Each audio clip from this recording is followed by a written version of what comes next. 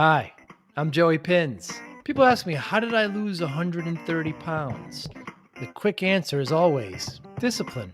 I started my business, wasn't paying attention to my health, was eating too much, drinking too much sweets. My daughter was born. Next thing I know, I'm pre-diabetic, I have hypertension. I knew something had to change. Discipline. I, like many of you, have faced many challenges in your career, in your family, in your life, in your faith. How did you attack them? How did you approach them? How did you solve them, hopefully? It all had to have some degree of discipline. I'm also asked, how did you found and start a tech business that lasted over 25 years? Discipline. I was committed to it, enjoyed technology, didn't enjoy some aspects of it, but knew it was necessary. Discipline. Our podcast mission: how do we use discipline to better ourselves and society? Join me, please, as I talk to interesting people and discuss how they use discipline in their family, in their passion, in their careers, and how it helped them. Our podcast vision: growth through learning from others. Joey Pinz Discipline Conversations. It'll be light and serious. Join us, please. Thank you for consideration. Scott Scrogin, good morning. Thank you so much for being here. Thanks, Joe. What should MSP, we're out here at ConnectWise Secure, what should be some of the goals of MSPs this week? Well, I think one of the goals has to be an understanding of how cybersecurity intersects with artificial intelligence. Clearly, that's been something I know you've heard from lots of other people. I just walked out of the keynote with Microsoft, where they were speaking about how Copilot fits in. We had Kevin Blake, one of the partners, longtime partners, Vault member, for example, who's hearing it and has really gone a step farther in terms of learning, having his team learn, and being now able to take the Copilot solution out to individual verticals. So that's one thing. I think more broadly, heard a lot even from the keynote yesterday about the humanization of cybersecurity.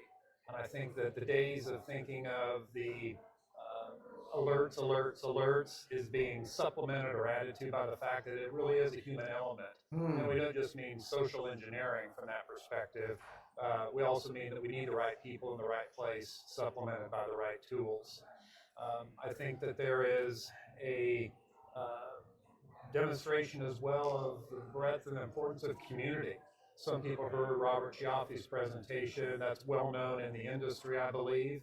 Although many people don't know that at IT Nation Secure, 65% of the attendees are first-time attendees at this event. Wow. So you have a lot of new people in the industry. You have a lot of new people coming to conferences. It's the story of Robert's ransomware situation is new to them, so it really drives home the importance of community. So overlap, AI, cybersecurity, humanization, and community would be three key points I make. And what are some of your goals, Scott, specifically? For cybersecurity or For for this the event. things I'm doing? For Well, I have secure. three goals for this event, Joe, and it's funny that you asked. Okay. Because one of the events, one of the activities we brought out, and a goal of mine, is the IT Nation Traveler's Journal. Yes. So we developed an engagement tool really designed to help partners improve the return on investment from the event, really dealing with the before, during, and after. And I know, Joe, you're an experienced event attendee, but of those, say, 65% of attendees that are first-timers, it's easy to come to an event this size, or say IT Nation Connect in November, and you're somewhat lost. Maybe you didn't have that really detailed conversation with an owner before you came. Or maybe you're really the subject matter expert in cybersecurity, and the owner's leaning on you to say, you go and find out what we need. But without going into a lot of detail, we built this tool, this engagement tool that helps identify the goals. Who do you think you should talk to while you're there? Record, hey, I had a great conversation with Joe on this topic.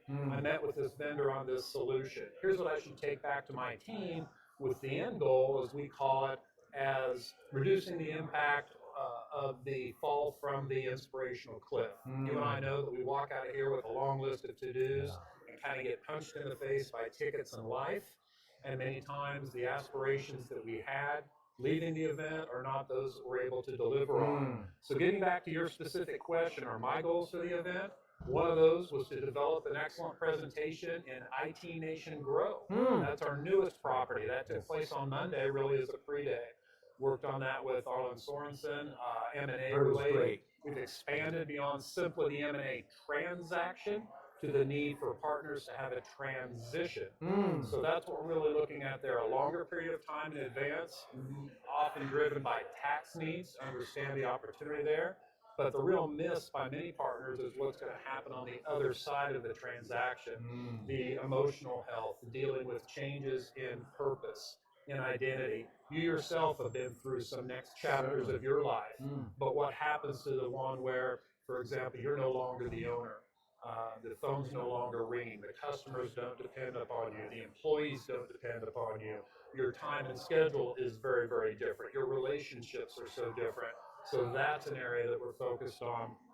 The last one I had was to, as always important at an event, is to refresh and make more personal connections. It's it's a real blessing opportunity. I just wrote this in a blog post I made on LinkedIn.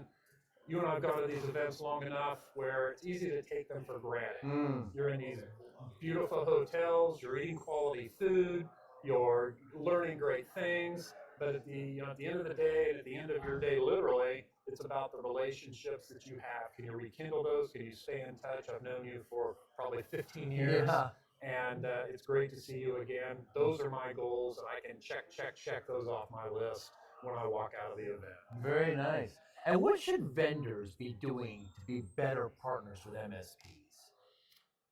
One of the things that I believe is the case, and this relates directly to what I've been working on, say with Sean Lardo and others on the ConnectWise team. A big initiative at ConnectWise has been around what we call modes theory, or most specifically modes. You were on a call just last week where we talked about modes theory, and for many of the vendors who are longtime event attendees, they think this way somewhat already.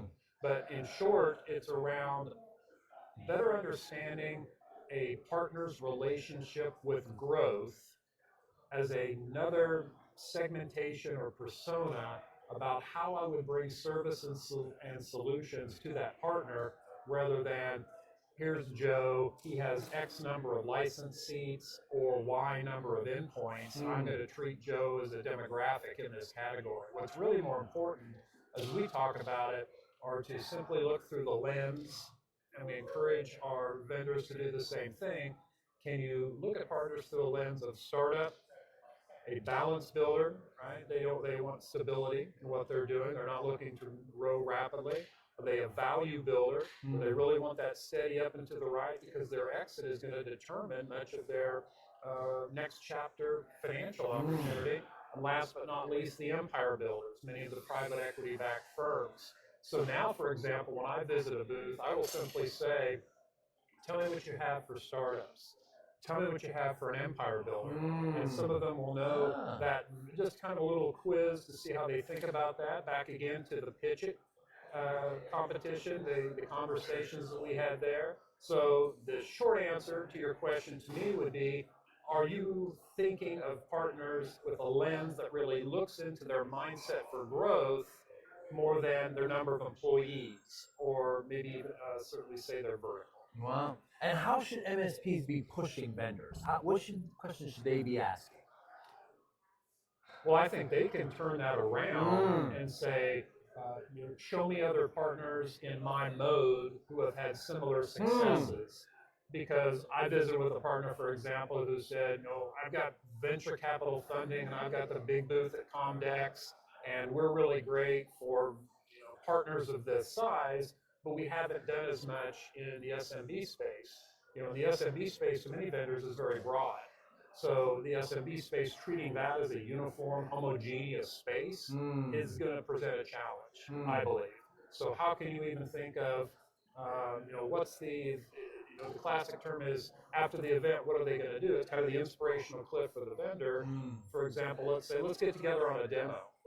Is the demo you're going to give to a startup the same demo you're going to give to an empire builder, the same demo you're going to give to somebody of a value builder who's really, really tuned into budget and controlling labor costs and tool costs, and really having those understandings. Are you demoing to a highly experienced third-level engineer in a more mature organization, tying it back to operational maturity level, or are you demoed to an owner who wears multiple hats in what they do? So we encourage kind of a push-pull on that, and then we obviously have the responsibility of ConnectWise to educate our colleagues on the same topic, because what we want to have happen, ConnectWise as a vendor, is our account management team and others to be helping partners grow aligned with the partners' relationship to growth.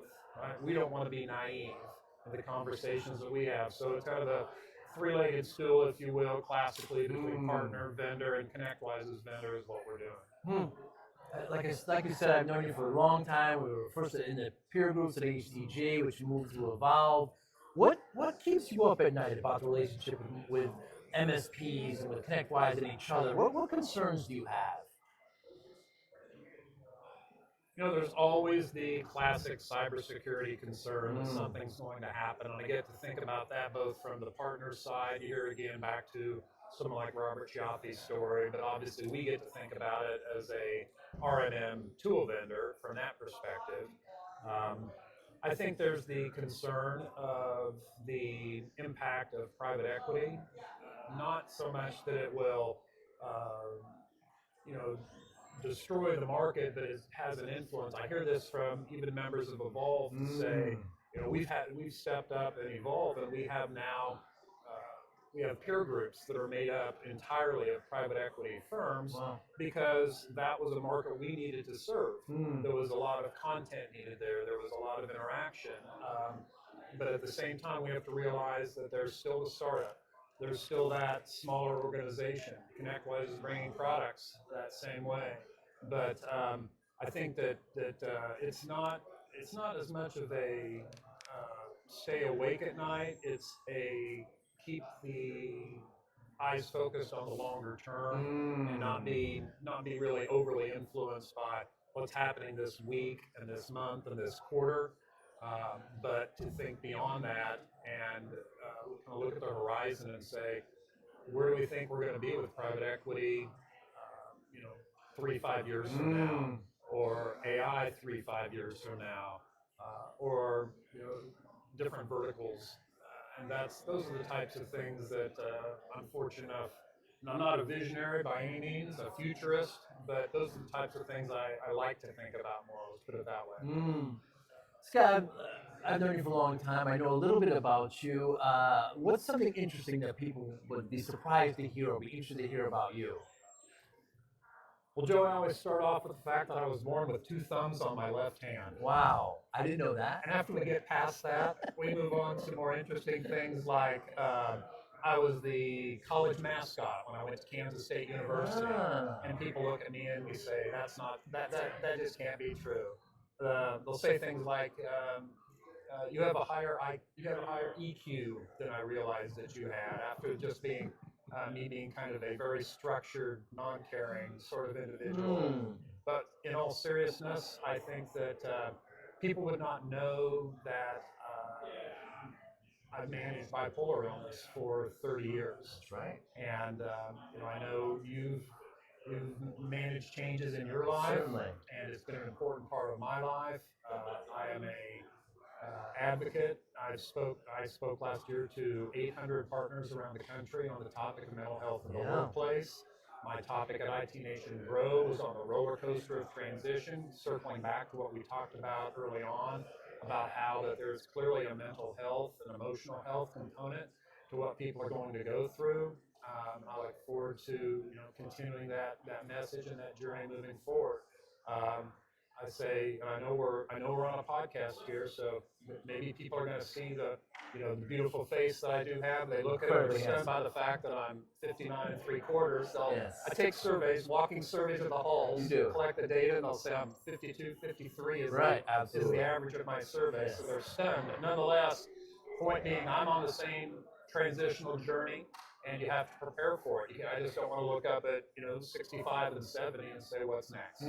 So I get to eat my own proverbial dog food, my own message, find some things that I want to do on the other side of the transaction, and live that life, be able to transition successfully to the potential life of a high dollar podcaster just like you. Scott, always a pleasure. You always make me laugh. Such great. I love everything you talk about with mental health too. It's such a needed angle, needed here in our community, in every community, really.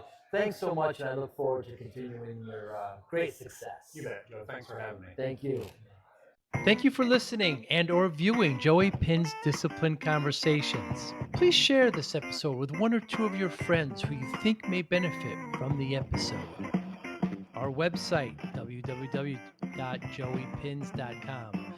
There you'll find lots of resources and you could join our mailing list. Please follow us on all our social media, Instagram, Twitter, and Facebook. Podcast information, the video version of our podcast is on YouTube. Please subscribe. Audio is on all major podcasting platforms. Please follow them.